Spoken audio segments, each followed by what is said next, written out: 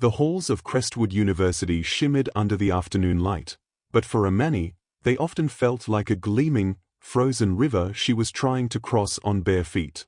She was brilliant, truly brilliant. She spent countless nights in the library, the glow of her laptop her only companion, unraveling complex equations and crafting essays that sang with insight. She was the first in her family to even dream of Crestwood, a place that promised to lift you to the stars. Instead, it often felt like it was trying to bury her. Her professors, most of them, would nod politely when she spoke in class, sometimes offering a quick, good point, but then they'd turn their attention to a lighter skin, a male voice, someone who fit the picture they had in their minds of what genius looked like. Her hand, often the first to shoot up with a correct answer, would be passed over, her silence interpreted as a lack of understanding rather than a deliberate dismissal. When group projects were announced, she was always the last one picked, or sometimes, not picked at all. She'd end up doing the work of three, her name barely a footnote on the final presentation. It wasn't always loud or obvious, but it was there, a constant, low hum of exclusion that chipped away at her spirit, piece by painful piece. Then there was Chloe. Chloe, with her perfect blonde ponytail, her designer clothes, and her laugh that tinkled like shattered glass. Chloe, who had an army of friends, a constant entourage that followed her like shadows. Chloe, who seemed to view Amani as a personal insult, an unwelcome smudge on the pristine canvas of her privileged world. Chloe's cruelty wasn't subtle. It was a targeted missile, designed to wound. In the bustling university cafeteria, she'd make loud jokes about Amani's hair, her clothes, her background. "I heard Amani thinks affirmative action is a scholarship program," she'd sneer, her friends snickering around her, their eyes flicking to Amani, who would try to shrink into her chair, her food suddenly tasting like ash.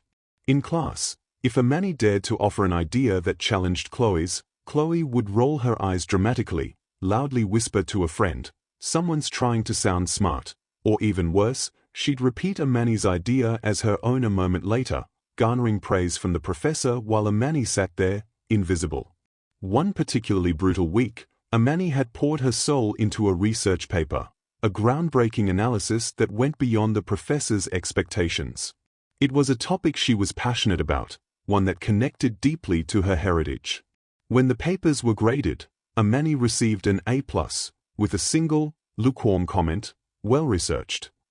Chloe, whose paper was a mediocre rehash of class notes, received a B, but had a lengthy, encouraging note from the professor about her potential. It felt like a punch to the gut. The next day, Chloe somehow got hold of Amani's paper. In the student lounge, with a crowd around her, she began to read excerpts aloud, twisting Amani's carefully chosen words, mocking her nuanced arguments, and ending with a loud, fake yawn.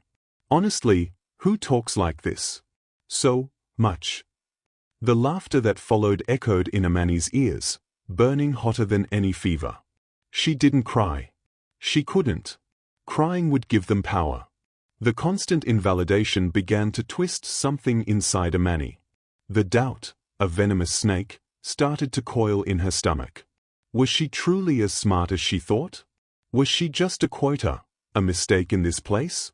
She'd call her mother, her voice thin and reedy, trying to sound strong, but her mother, wise and knowing, would hear the cracks. "Remember who you are, child," she would say, "and remember why you're there. Not for them, but for you." But some days, it was hard to remember. There were moments when the weight of it all felt unbearable. The loneliness was a cold, hard stone in her chest. She saw other students laughing, studying together, living the dream of university life. She was an outsider, always watching, always on the fringes. Her brilliance felt like a curse, making her a target, isolating her further. She would walk across campus, her shoulders slumped, her gaze fixed on the ground, just wanting to disappear. The whispers, the pointed stares, the way people would suddenly go quiet when she entered a room, it was a constant, draining battle.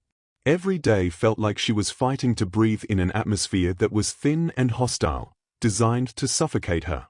Yet, through it all, she never compromised her honesty. She never cheated, never slandered, never gave them a reason to confirm their cruel assumptions. She remained true to herself, a quiet island of integrity in a sea of casual prejudice. Her grades, despite the emotional toll, remained flawless. She was a ghost in the machine, excelling quietly, almost defiantly. But the joy was gone. The spark that had once made her eager to learn had dimmed. The dream of Crestwood, once so bright, now felt heavy, tarnished, and impossibly, painfully far away.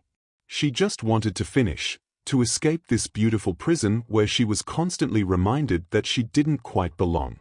And Chloe, with her sharp eyes and even sharper tongue, seemed determined to make sure she felt that way every single day. The whispers, the pointed stares, the constant need to fight to be seen, it all felt like a losing battle. Amani just wanted to disappear, to finish her time at this beautiful prison. But one afternoon, a new kind of silence fell. Amani saw Chloe in the common room, alone and sobbing, a crumpled paper next to her. For a moment, a sharp jolt of satisfaction shot through Amani. She had every reason to walk away, to let Chloe feel a fraction of the isolation she had inflicted. But when Amani looked at Chloe's raw, unfiltered pain, she saw a reflection of her own loneliness. She saw a person who was lost and scared. And she knew she couldn't just leave. She walked over and sat down, her quiet presence a surprise to Chloe. "What do you want?" Chloe spat, her face swollen with tears. "Come to laugh at me?" "No," Amani said softly. "I came to help." Chloe, humbled and shocked, finally revealed her secret, a crippling learning disability that was about to cost her everything. Instead of passing judgment, Amani offered to tutor her, no strings attached. They started that day, meeting in a quiet corner of the library. Chloe, still defensive, expected a trick, but Amani was just patient. She broke down complex topics, a calm and steady presence that never once brought up the past.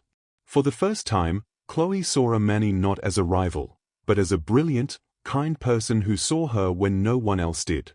On the day of the exam, Chloe walked out of the classroom with a new confidence. A few days later, she got an A. That morning, in the middle of the crowded student lounge, Chloe did the unthinkable. She stood on a table and got everyone's attention. "I want to say something," she announced, her voice shaking but clear. "I've been a bully, and I've said awful things to someone here. Amani didn't just help me pass a class. She saved me. She is the most brilliant and honest person I have ever met, and I'm a better person for knowing her." The room went silent, and every eye turned to Amani. Her quiet brilliance was no longer a secret. Professors began seeking her out, and students asked to work with her. Her kindness had been louder than any insult, proving that a good person's light will always shine through, no matter how hard others try to put it out. If this story moved you, like, share, and subscribe for more stories.